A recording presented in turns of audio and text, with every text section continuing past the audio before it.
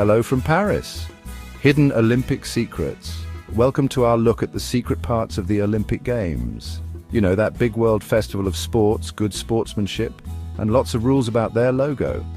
We're here, sort of live, from Paris, the city of lights, which will soon be the city of sweaty athletes. Today we're finding cool facts about the Olympics that you probably don't know. Let's be honest, most of us are busy trying to understand rhythmic gymnastics. Is it dancing? Is it a sport? Are there points? Or are we just guessing who wins? These are the big questions, but I'm getting off topic. We're not here to talk about rhythmic gymnastics. We're here to find the secret histories, the weird traditions, the strange old sports like live pigeon shooting that make the Olympics so weird and fun. So get ready, because we're going on a trip through time, trivia, and maybe a little bit of shock at how silly it all is. From Zeus to you, the old beginning of a world obsession. First, we go way back to ancient Greece, a land of stories, legends, and guys in short clothes who loved to compete. It all began in Olympia, a place that sounds like a gym. Back then, the Olympics were part of a festival for Zeus, the king of the gods, who I think liked watching other gods compete for a crown made of olive leaves. You might think a festival for the most powerful god would be fancy, but imagine a lot of people at a sporting event, and you get the idea. It was loud, messy, and probably smelled bad. But hey, the ancient Greeks gave us democracy, philosophy, and the Olympics, so we can forgive them. Besides, modern sports aren't always perfect and clean. Have you ever been to a football game? 5 rings, 5 continents, and lots of meaning. Let's talk about the Olympic rings, because everyone loves a good logo. Those 5 rings are so famous they could probably sell their own clothes. But did you know each ring is for a different continent? Blue is for Europe, yellow for Asia, black for Africa, green for Oceania, and red for the Americas. Now you might think, wait, there are 7 continents. Well, calm down, it's just a logo. The Olympic people decided to put the Americas together and leave out Antarctica. I guess penguins don't get to compete, but there's more meaning.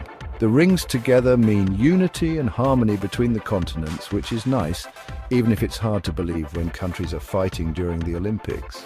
It's like a family dinner where everyone smiles but secretly hopes their cousin's potato salad is bad. Chapter 3. Athens, 1896, bringing back the games and the bad fashion. Let's jump ahead to 1896. The place? Athens, Greece, where the Olympics began, the event, the first modern Olympic Games. Imagine the excitement, the waiting, the fear when everyone realized sports clothes hadn't changed much since togas and sandals. Yes, the 1896 Athens Games were a big deal, not just for sports, but for bad fashion. But the 1896 Games were a sign of hope, a sign of the human spirit, and a reminder that old things become cool again, except maybe those big moustaches. Some things are better left in the past. Chapter 4. From tug-of-war to pigeon shooting, weird old Olympic sports. Now let's talk about the weird old Olympic sports. The Olympics weren't always about diving and horse dancing. They used to have all sorts of strange events. Take tug-of-war, kids play it, families play it, but it was an Olympic sport from 1900 to 1920. For 20 years, adults pulled on a rope for Olympic glory. And if you thought that was weird, get ready. From 1900 to 1908, they had live pigeon shooting. Yes, they let pigeons go and people shot them. As a sport, it makes you wonder what the athletes were eating before competing. Chapter 5. The Olympic torch: fire, hope, and good marketing. Finally, we have the Olympic torch, a tradition that is amazing and also very complicated. Every 4 years, the Olympic flame is lit in Olympia, Greece, using the sun, a mirror, and probably lots of hand sanitizer. The torch goes to the host city, carried by runners, sailors, people on horses, and even a camel. The relay is about passing the Olympic spirit to the next group of people, which is nice, even if it's a bit of a fire hazard, but it's also really good marketing. The torch relay is a big advertisement for the Olympics, making people excited as it goes around the world. It's like a big publicity stunt, but with a flaming torch, and it works.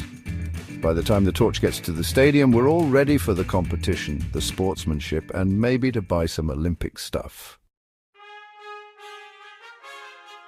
Thanks for joining us on this trip through the secret parts of the Olympic Games.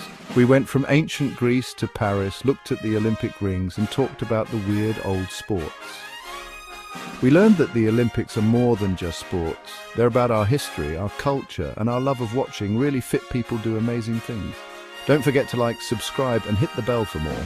Until next time, may your coffee be strong, your internet be fast, and your Olympic trivia knowledge be the best.